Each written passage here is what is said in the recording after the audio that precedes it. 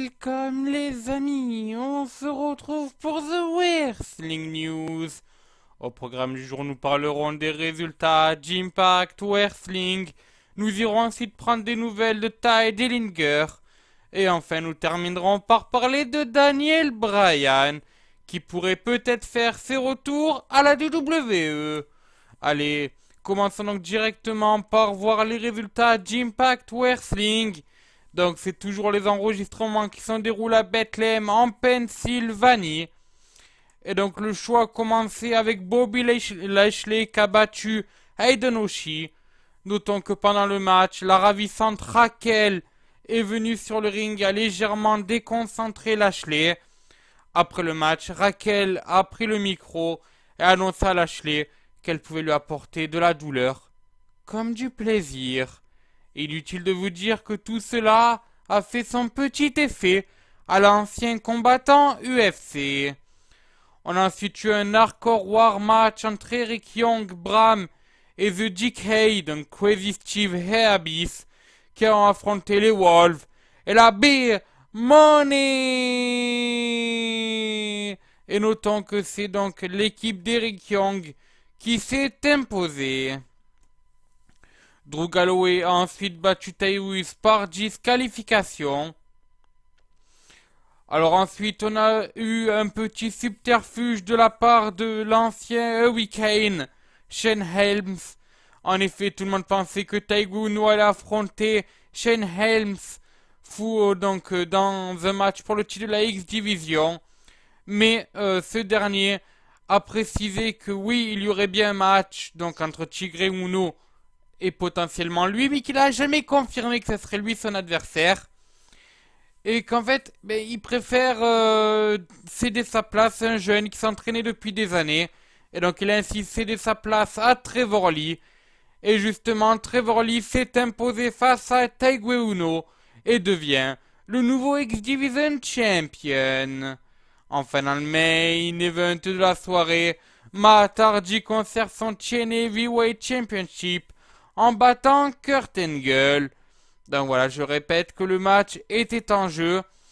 Et c'est donc un des matchs qui compte bien sûr pour la tournée d'adieu de notre ami Kurt Angle. Voilà, maintenant qu'Impact est fini, dirigeons-nous du côté de NXT pour prendre des nouvelles du Gist parfait, le Perfect Ten Tye Dillinger. Donc comme vous le savez, ce dernier s'était blessé lors d'un house show d'NXT. C'était le week-end dernier.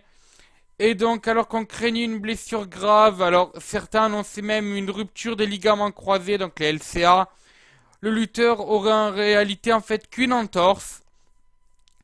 Alors, bien sûr, il devrait rester sur la touche encore quelques semaines, bien sûr, ça c'est normal, donc, suite à cette entorse. Mais malgré tout, vous continuerez à le voir à l'antenne, tout simplement parce que, comme d'habitude, les émissions d'NXT sont préenregistrées et que là il y a suffisamment de contenu pour aller jusqu'à WrestleMania, du moins jusqu'à TakeOver Dallas. Et donc ainsi ça laisse encore plus de 2 mois à notre ami Tye Dillinger pour se reposer un peu avant donc de remonter sur les rings.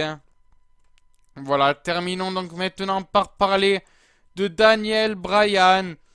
Donc Daniel Bryan pourrait faire son retour du côté de la WWE. Oui, cette information peut paraître assez bizarre tant on sait qu'il est en guerre avec le médecin de la WWE. Mais pourtant la WWE aurait proposé à J. Bryan de réapparaître sur les écrans, mais pas en tant que catcheur.